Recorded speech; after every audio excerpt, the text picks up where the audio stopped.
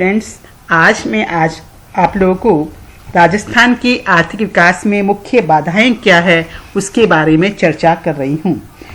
आप लोग सब जानते हैं कि राजस्थान खनिज संपदा के दृष्टिकोण से संपन्न राज्य है और इसका भूभाग भी काफी विस्तृत है, लेकिन इसके बावजूद भी राजस्थान आर्थिक विकास की दृष्टि से पिछड़ा हुआ राज्य है। यहाँ कृषि और औद्योगिक विकास की अपार संभावनाएं होते हुए भी अनेक बाधाओं, अनेक कठिनाइयों के कारण राज्य का तीव्र गति से आर्थिक विकास नहीं हो पाया है और विकास की दौड़ में वह अन्य राज्यों की अपेक्षा पिछड़ गया है। आज हम लोग देख रहे हैं कि विकास की गति धीमी क्यों रही है, इसके क्या कारण हैं, कौन सी बाधाएं हैं जिसकी वजह से राजस्थान आर्थिक विकास की दौड़ में बहुत अधिक सफल नहीं हो पाया। तो सबसे पहले देखिए भौगोलिक बाधा या समस्या। राज्य का जो बड़ा भूभाग है वो मरुस्थल फैला हुआ है, कुछ भाग में पहाड़ी, तलहटी आदि है। यहाँ पर विद्युत, जल, सड़क संचार आदि की सुविधाएं जब हम विकसित करते हैं तो बहुत अधिक लागत आती है, जिसकी वजह से यहाँ पर विकास तीव्र गति से नहीं हो पाता। दूसरा कारण है कृषि की मानसून पर निर्भरता। आप लोग जानते हैं अभी भी हमारी सिंचाई की कृषि की लगभग 60% भूमि है वो मानसून पर आश्रित है। मानसून कभी विलंब से आता है, कभी ज़्यादा बरसात हो जाती है, कभी कम बारिश होती है।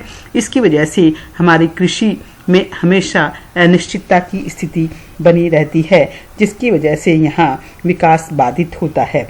सिंचाई के लिए तो जल मिल ही नहीं पाता, यहाँ तक कि पेयजल की भी यहाँ अभाव रहता है। नेक्स्ट, राजस्थान की जो जनसंख्या दर है वो काफ़ी अधिक है। भारत की औसत दर से राजस्थान की जनसंख्या की वृद्धि दर काफ़ी ज़्यादा है।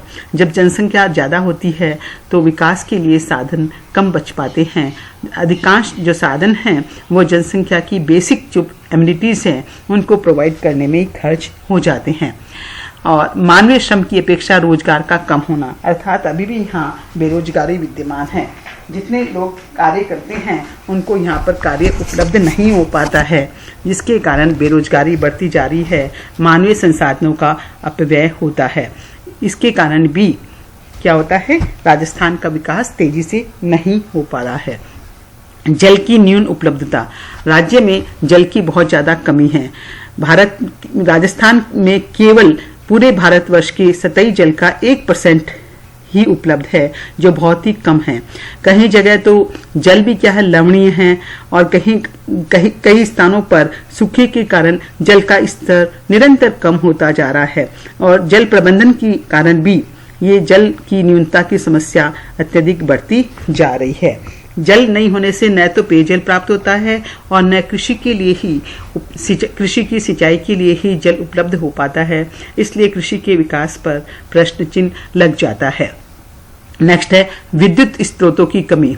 राज्य में अभी भी विद्युत पावर की काफ़ी कमी है।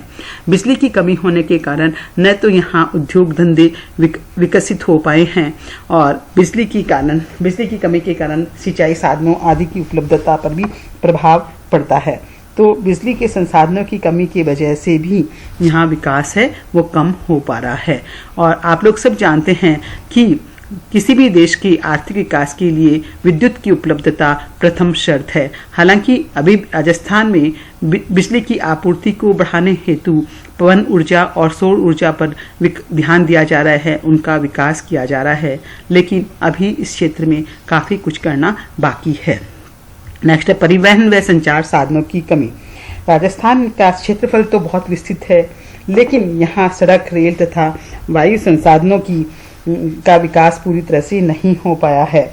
प्रति 100 वर्ग किलोमीटर पर सड़कों की लंबाई अभी भी केवल 50 किलोमीटर ही है, अर्थात केवल 50% जगह पर सड़क है, बाकी 50% भूमि अभी भी सड़कों से रहित है। तो इस क्षेत्र में भी काफ़ी अधिक ध्यान देने की आवश्यकता है ताकि विकास हो सके।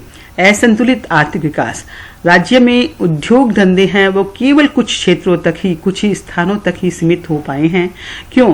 क्योंकि उद्योग धंधे वहीं विकसित हो पाएंगे जहां पर्याप्त मात्रा में विद्युत मिले, पेयजल की उपलब्धता हो, परिवहन और संचार साधन मिले, दक्ष श्रमिक मिले।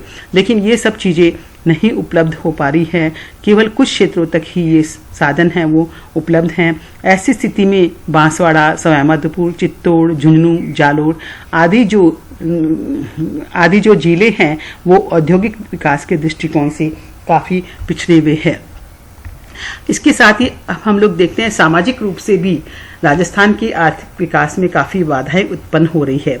अभी भी राजस्थान में सामाजिक पिछड़ापन है। सामाजिक पिछड़ापन का मतलब है अभी भी राजस्थान की जो साक्षरता दर है वो बहुत कम है। साक्षरता दर कम होने की वजह से यहाँ के लोग अभी भी इन अंधविश्वास, रूढ़िवादिता, परंपराओं आदि में जकड़े हुए हैं। वो विकास की तरफ आगे नहीं बढ़ना चाहते हैं, भाग्यवादी अधिक हैं। ऐसी स्थिति में राजस्थान के जो नागरिकों का चिंतन है वो आधुनिक ना होकर परंपरागत है, जिसकी वजह से आर्थिक विकास तेजी से नहीं हो पाता। नेक्स्ट है केंद्रीय सहायता पर निर्भरता।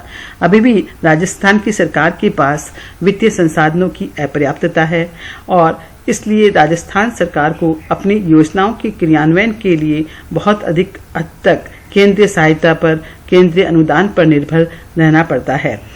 अब चूंकि केंद्रीय अनुदान भी पर्याप्त मात्रा में और समय पर उपलब्ध नहीं हो पाता है, इसलिए हमारी कई योजनाएं हैं वो वास्तविक धरातल पर सफल नहीं हो पाती है, वो क्रियान्वित नहीं हो पाती है।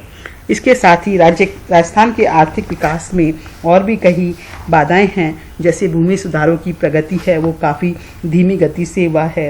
राजस्थान में बार बार में अकाल और सूखा पड़ता रहता है, जिसकी वजह से भी राज्य का विकास नहीं हो पाता है। कई प्रकार की बाधाएं उपस्थित हो जाती हैं और इसके साथ ही यहाँ पर सिंचाई साधनों का भी अभाव है, जिसके कारण विकास नहीं हो पाता है। उद्योगों का विकास भी यहाँ पर्याप्त मात्रा में इसलिए नहीं हो पाया। पहली चीज़, उद्योगों के लिए आधारभूत सुविधाओं का होना बहुत आवश्यक है, लेकिन यहाँ आधारभूत सुविधाएं हैं वो अपर्याप्त मात्रा में उपलब्ध है। जैसे परिवहन और विद्युत विकास नहीं हो पाया है, सड़कों की लंबाई काफ़ी कम है, विद्युत शक्ति भी काफ़ी कम है।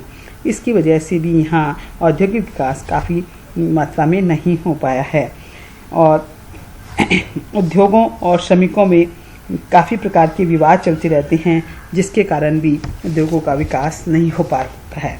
और राजनीतिक रूप से भी देखा जाए तो यहाँ पर हमेशा राज्य तथा केंद्र में अलग अलग राजनीतिक दलों की सत्ता रही है, जिससे राज्य की आर्थिक विकास का मार्ग अवरुद्ध हुआ है। यहाँ राजनीतिक सत्ता में स्थायित्व का भी अभाव रहा है, जिसके कारण भी सरकार कोई भी नीति पूरी तरह से बना नहीं पाई है, उसको इम्प्लीमेंट नहीं कर पाई है।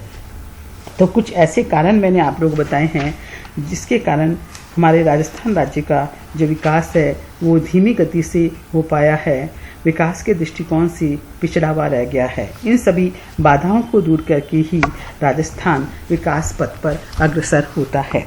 कल हम लोग बच्चों देखेंगे कि आर्थिक विकास की बाधाओं को दूर करने के लिए, उनका निराकरण करने के लिए हम लोग क्या सुझाव दे सकते हैं। धन्यवाद।